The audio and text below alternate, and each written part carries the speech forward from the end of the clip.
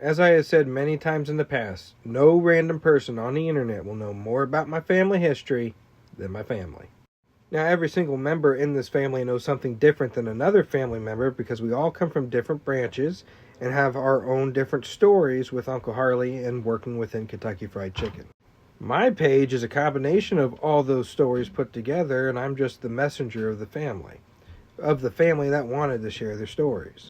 The recipe was not an heirloom in the family. I made this very clear. I did not have the recipe. Nobody in the family had the recipe, and nobody knew it. Nobody was sharing it. Nobody was posting it. Anybody that came out with a recipe, leaked it, said, hey, I'm related, here's a recipe, is just lying for attention. But I did say to pay attention to what I said. Certain members of the family knew parts of it, and they're still alive today. Every single member of the family that knew parts of it knew different parts of it for their own reasons, which I provided in several videos across YouTube and all platforms. On YouTube, it's extremely easy to find. They're deep dive, long videos into each ingredient and why these are the ingredients to the original recipe. I also made it clear the measurements are not correct. Uncle Harley had a 55-gallon drum. I said this in 1,000 videos, a 55-gallon drum that he based his measurements off of. And that's how he made it in bulk for the franchisees. When he sold out, the family no longer made the recipe for him. That's why he went to Mary & Kay Spices, which they were denied by Kentucky Fried Chicken because there was a contract with Sexton Exchange through John White Brown Jr. and Jack C. Massey. So Uncle Harley had them reverse engineer his recipe for the Claudia Sanders Dinner House, which was formerly known as the Colonel's Lady. After the sale in 1971, Huell Blind sued the Colonel over that restaurant and that recipe. Uncle Harley countersued them for misuse of his name and image and changing his recipe. They settled, paid him $1 million, told him he had to sell that restaurant and change the name of it, and he did. But he didn't like what Huell Blind was doing with his recipe, so he went around to 200 franchisees and told them, use this. This is better than what they're having to use today. It's the closest thing to it. He was able to have them reverse engineer the recipe because in his contracted agreement, he said he would not sell or give out the recipe. He did not say he wouldn't give them a bag mix of it and have them reverse engineer. He didn't give them the list. He gave Bill Summers a bag, said, do your best. He did his best. Uncle Harley said that's his recipe. But it wasn't 100%. That's why they called it 99. As I explained in thousands of videos, which, again, it isn't my fault that those videos aren't going viral and you guys are just seeing this video. Drama sells, right? Those videos are on YouTube, very informative. Over the last 30 years, 99X has had different public listings. People say, oh, the recipe changed in 99X because of a lawsuit in the 1980s, 1985. But that's not true. Kentucky Fried Chicken had to drop the lawsuit because Mary & Kay Spices was not in violation. They were allowed to sell to whoever wanted to buy. Franchisees were in violation. Kentucky Fried Chicken had no idea how or why these franchisees were buying 99X. But I filled in that puzzle piece because Colonel Sanders is now dead and they can't do anything to him. He went behind their back and gave the access to 99X to all these franchisees, and that's how it got started. 5 years after his death, they find out. They file a lawsuit. They drop that lawsuit. 99X never changed.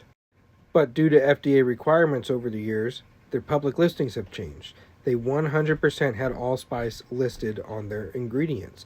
I showed this. I have a packet of it. I don't think anybody else had a packet from the 90s still. My family hangs on to things.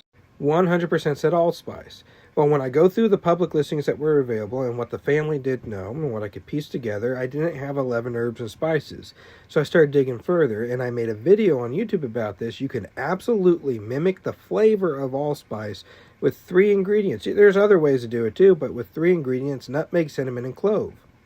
Well, I could taste the clove in 99X, the old packaging that I had from the 90s. I could taste the clove in it. And I was like, well, there's no way cinnamon is in the recipe. Well, apparently it is. On 99X's website, Mary & Kay Spices website, they had a audio recording of Uncle Harley talking at a Christmas gathering with the family, and he said cinnamon and ginger were good ingredients in his original recipe. Said it right there on the mic, recorded, posted on their website. I'm not even sure if they caught that or not. I spoke with Cordell Reed, who owns Mary & Kay Spices. Bill Summers is his grandfather, and he told me that they don't actually know what's in the original recipe, but he knew that Colonel Sanders had to give his grandfather something to recreate it, and that was that bag mix. But he admitted to me, which is contrary to what they had posted on their YouTube channel, that they don't know what the original recipe was, based off of 99X. They did claim that McCormick farmed out the recipe to them to make for a few years before deciding McCormick could do it themselves. I don't know how true that bit is, but he did admit to me that they didn't know what the original was based off of 99X. They just knew 99X was close to it because that's what the Colonel said. So based on what he said, based on the information I could get out of him, based on the information I could get out of my family, based on the information I could get off of the public listings, I came up with a list of ingredients.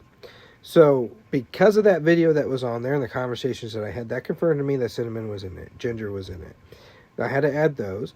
Well, what can you use with cinnamon and mimic the allspice flavor and get 11 herbs and spices? Well, clove and nutmeg were a good mix. You don't got to put a whole lot in it if you're making a small batch. Again, he did his in a 55-gallon drum. I do mine in a little bowl and make a few pieces of chicken for my family.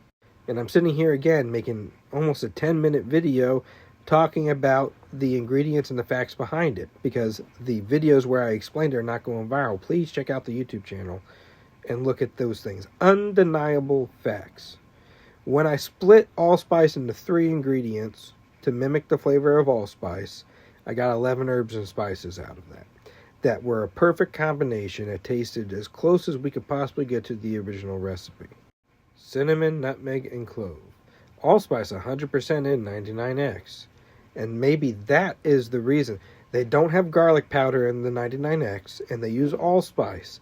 That's how we get 99, never 100. Also mentioned in that video. That's the difference between Kentucky Fried Chicken and Mary & Kay Spices and Claudia Sanders Dinner House, because they use 99X. 99X does not contain garlic powder and uses allspice. Kentucky Fried Chicken uses cinnamon, nutmeg, and clove, and garlic powder. That's the difference. If somebody else wants to say that that's not the recipe, I have posted mine with facts to back it up. If you have something better, disprove my facts with better facts that are undeniable and display it. Because until that happens, we can assume that I cracked the code of my family recipe.